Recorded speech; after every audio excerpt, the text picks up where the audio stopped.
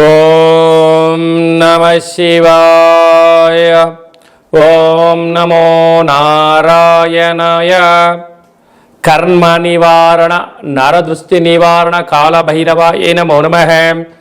ఓం ఆంజనేయాయ విద్మహే వాయుపుత్రాయ ధీమహి తన్నో హనుమత్ ప్రచోదయాతు. హరి ఓం.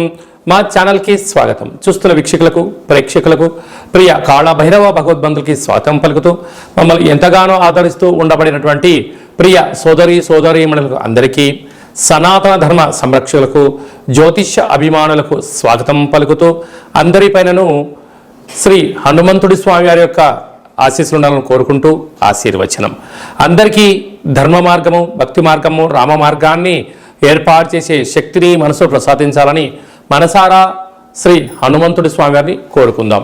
1వ తారీఖు 6వ నెల 2024 నుండి 15/6/2024 వరకు పుట్టినటువంటి వారందరూ కూడా ముందస్తుగా జన్మదిన శుభాకాంక్షలు.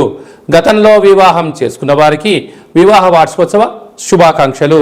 1/6/2024 నుండి 15/6/2024 వరకు గ్రహ గమనాలు ఒకసారి వీక్షింపచేద్దాం.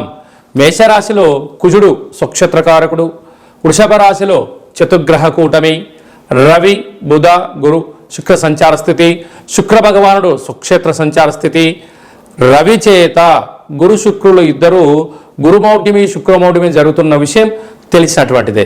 అలాగనే కన్యరాశిలో కేతు సంచార స్థితి, కుంభరాశిలో శని భగవానుడు స్వక్షేత్ర సంచార స్థితి, మీనరాశిలో రాహు సంచార స్థితితో ద్వాదశ రాశుల్లో గ్రహ గమనాలు ఈ విధంగా ఉన్నాయి. వృశ్చిక రాశి వారు గురువారం అమావాస్య రోహిణి నక్షత్ర సందర్భంగా గజకేసరి యోగము ఎలా పొందాలి అనేటువంటి విధి విధానము, అలాగే 7వ స్థానంలో చతుర్గ్రహ కూటమి సంచార స్థితితో ఎలాంటి దోషాలని తొలగించుకోవాలి, ఎలాంటి అదృష్టం కలిగించుకోవాలో ఈ వీడియోలో సవివరంగా సంపూర్ణంగా తెలుసుకుందాం. వృశ్చిక రాశిలో ఏ నక్షత్రాలు వస్తాయి అనగా విశాఖ నక్షత్రంలోని చివరి పాదం 4వ పాదము, అనురాధ నక్షత్రంలోని 4 పాదాలు, జ్యేష్ఠ నక్షత్రంలోని 4 పాదాలు కలిపితే వృశ్చిక రాశి. చాలామందికి పుట్టినటువంటి కాల సమయంలో డేటా ఆఫ్ బర్త్లు లేనటువంటి కారణం వలన పేరు యొక్క మొదటి అక్షరాన్ని అనుసరిస్తూ ఆ రాశిని తెలుసుకునే ప్రయత్నం చేద్దాం. తో, నా, నీ, ను, నే, నో, యా, యు అక్షరాల వారందరూ వృశ్చిక రాశి జాతకులే. వృశ్చిక రాశి యొక్క అధిపతి కుజ భగవానుడు. వీరికి అర్ధాష్టమ శని సంచార స్థితి కారణం వలన చిన్న చిన్న విషయాలకు ఆవేశము, కోపము, తగాదాలు, బంధువులు, మిత్రులు, స్నేహితులు అందరూ కూడా మీరు నావారు అనుకుంటూ ఉంటారు. కానీ ఎప్పుడూ కూడా జనాలు చాలా తెలివైనటువంటి వారు. మీ భార్య అయినా, పిల్లలైనా, అత్తమామలైనా, సహ ఉద్యోగస్తులు తోటివారైనా మీతో అవసరం ఉన్నంత వరకు మాత్రమే వారు మీకు విలువనిస్తారు. బెల్లం ఉంటేనే చీమలు వస్తాయి, ఈగలు వస్తాయి అనేది ఎంత సహజమో మీ దగ్గర డబ్బులు, తెలివి, నాలెడ్జి మీదంతా వాళ్లకు ఉపయోగపడుతున్నంత వరకు మాత్రమే మిమ్మల్ని దేవుడు అని చెప్తారు.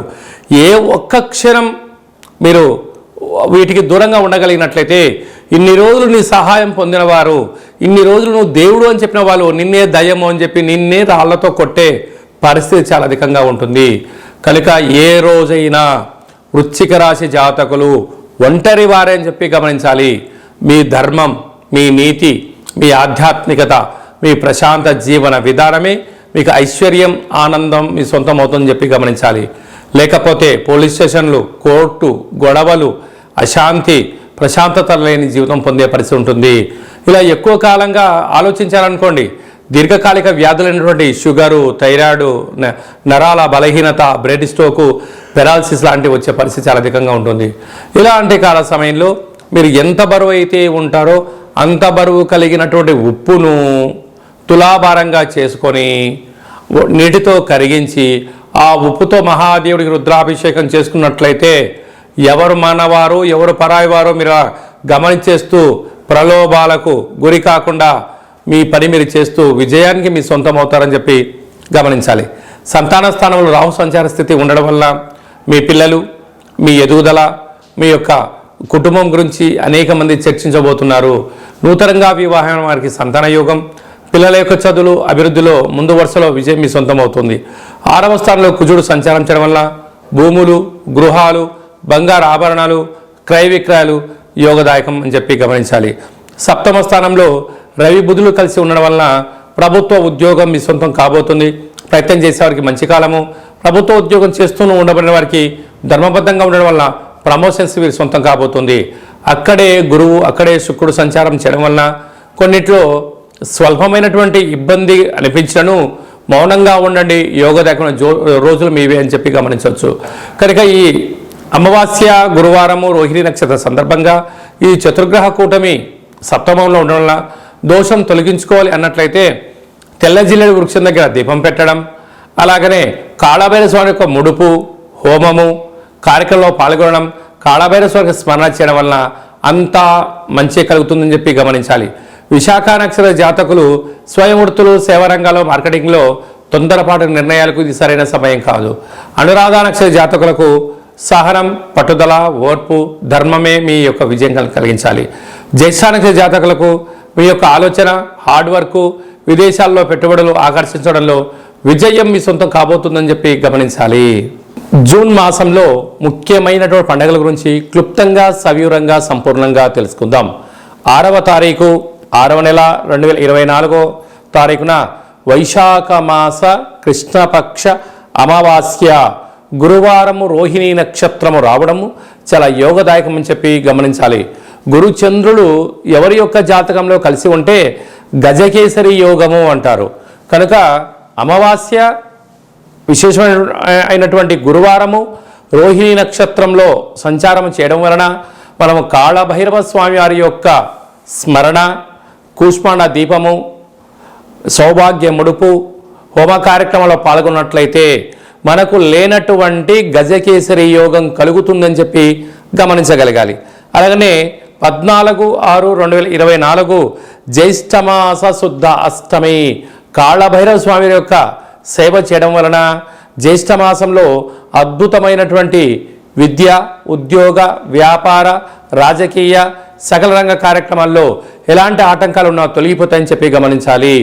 మీకు కాళభైరవ స్వామి యొక్క దేవాలయంలో ముడుపు కట్టాలనుకుంటున్నా, అలాగనే కూష్మాండ దీపం పెట్టాలనుకుంటున్నా, కాళభైరవ హోమం చేయించుకోవాలనుకుంటున్నట్లయితే ఈ కింది నెంబరు సంప్రదించినట్లయితే మీ పేరు పైన కాళభైరవ హోమ కార్యక్రమాన్ని చేయించి వాట్సాప్ కాల్ ద్వారా మీకు ప్రత్యక్షంగా పూజా కార్యక్రమం చేయించి ప్రసాదాన్ని మీకు అందజేయడం జరుగుతుంది. కనుక ఆసక్తి గలవారు ఈ కింద నెంబర్ సంప్రదిద్దాం. ఇంకను ఈ జూన్ నెలలో విజయాన్ని సాధించగలగాలి అన్నట్లయితే ఈ యొక్క పాత్రను కంచు పాత్ర అంటారు. అనగా మనకు కంచు మోగినట్లు కనకంబు మోగదు గదరా సుమతి అని ఎలా చెప్పుకుంటామో అలా ఈ యొక్క కంచు పాత్రలో రాసులు 12 ఎలా ఉంటాయో 12 రాసులను ఇందులో అచ్చు వేయడం జరిగింది. కనుక ఈ యొక్క పాత్రతో ఉపయోగాలను, ఫలితాలను ఒకసారి గమనిద్దాం. ఈ యొక్క పాత్రను ఈ కర్ర సహాయం ద్వారా ఉపయోగించడం వల్ల ఓంకార శబ్దం రావడం జరుగుతుంది అని చెప్పి గమనించాలి. ఒకసారి పరీక్ష చేద్దాం.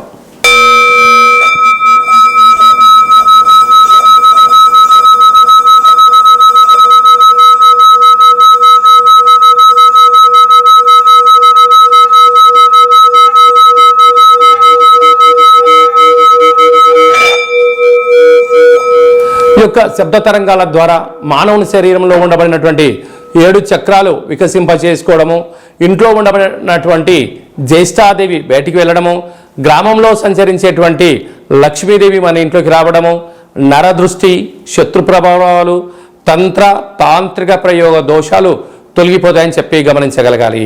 ఈ యొక్క అక్షయ పాత్రతో పాటి ఒక కాళభైరవ స్వామి యొక్క పిరమిడు, డాలరు, కంకణము, పూజించేటువంటి రక్షాబంధనాన్ని మీకు అందజేయడం జరుగుతుంది.